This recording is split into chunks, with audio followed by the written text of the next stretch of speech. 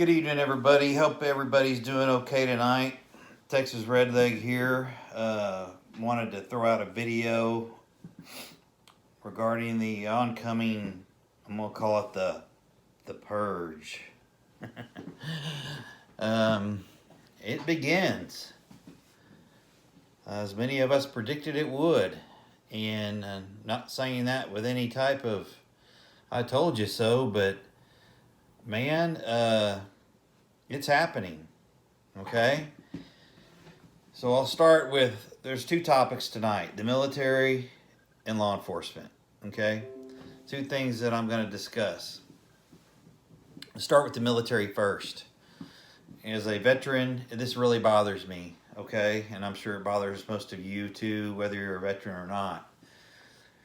But apparently, and I heard this interview with the new Secretary of Defense this morning, General Austin, and who I think retired 4 years ago or something.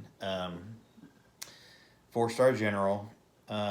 He has been confirmed as the new SecDef. And he gave an interview, or gave a press conference, I should say, and he indicated that extremists within all branches of the military must be rooted out, basically. And so here they go again with this, identity politics and compartmentalizing people and castigating and removing. They've already deemed anyone with pro-Trump writings or leanings, social media and otherwise. They've already indicated that those people are extremists.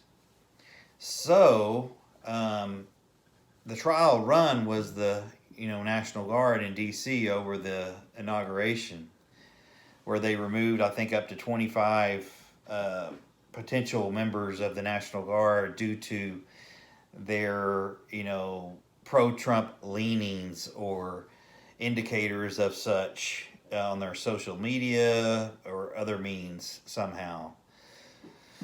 So here we go.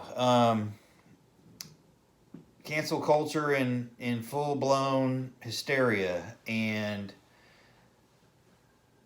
again, you can either agree with the status quo and the powers that be, or you can be labeled an extremist. And there's no ambiguity there, I'm afraid. The writing's on the wall. I mean, it is right there. And they are doing what they say they are going to do. Sure, they try to sugarcoat it and, really try to make people believe that they're just trying to keep everybody, I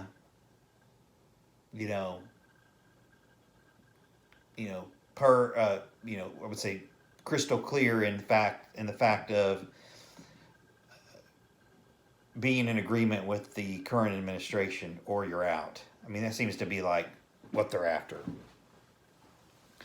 So the purging of military members based on their political leanings or ideals or,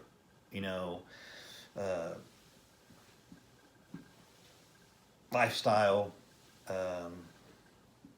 what have you.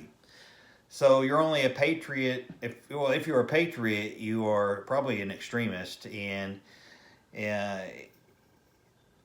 those who lean left are the holy ones, and they get an automatic pass no matter what they do because they're the holy ones. So get ready for that. Pretty sad day, and I wouldn't have really believed it had I not heard the press conference myself. And it's really unfortunate. And again, I'm not crying, I'm not complaining, I'm just letting you know what I saw. And we all know what they're capable of, but this is further evidence of people doing what they say they intend to do, and you got to believe them because it's here. So if you know anybody that's a member of the armed forces, I would encourage you to advise them that they're still United States citizens, or probably soon to be, if they're a foreign enlisted troop that is in our ranks and is planning on becoming a United States citizen at some point.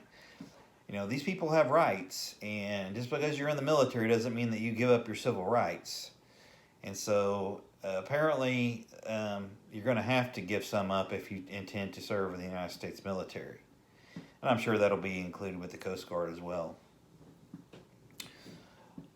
So the military, side is one part, and then the law enforcement side is another part.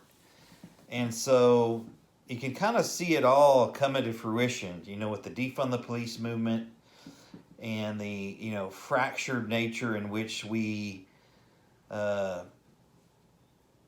practice law enforcement in this country. I don't have a problem with the way that we do things, but apparently it's a control issue, because when you have sheriffs that are elected, they report to their constituency, and you've got, of course, the state police that report to the governor ultimately, and then the city police, so on and so forth. And we've got a lot of different levels of law enforcement in this nation: federal, state, municipal, courts.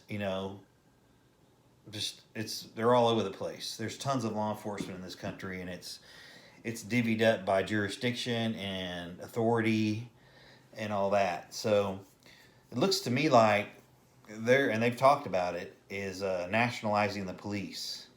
So in other words, like European countries or Asian countries typically do things. So like, for example, Germany, they are a national police force. They all pretty much wear the same uniforms. They drive the same patrol vehicles, same logos.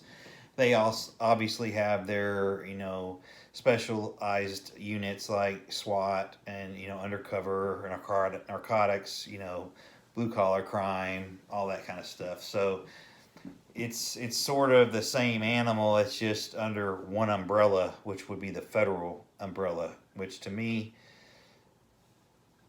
I don't like it, just because of the fact that it lets the federal government, have control over all the law enforcement. That's a problem. That's a problem for me. I think it's different in a country where you've always had that and people are used to it. But it would really be a strange sight to see here in America. And I think it would be a real problem, state to state, city to city, county to county, parish to parish, because you might have a county here that's very conservative, and you have a county down here that's very liberal. And you pull those one or the other away from that county, the ability to have law enforcement in that county by people that elect a sheriff to drive that body of law enforcement, you lose that. So less control by the people, more control by the government. So those are two things that I'm really concerned about today. Purging of the military and the restructuring of the police to make it a national police force. And I would encourage everybody to read up on this and get educated on it, because it's probably coming. And I know the military purge is coming because the Secretary of Defense has said so. And he wouldn't be saying so unless he had permission to do it. So it's coming from the top.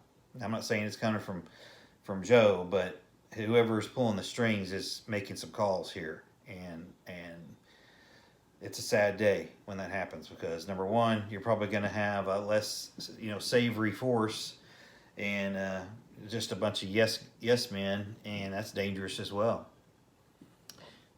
So anyway, I would encourage you guys to read up on that and pay attention to what's going on. Don't slack up.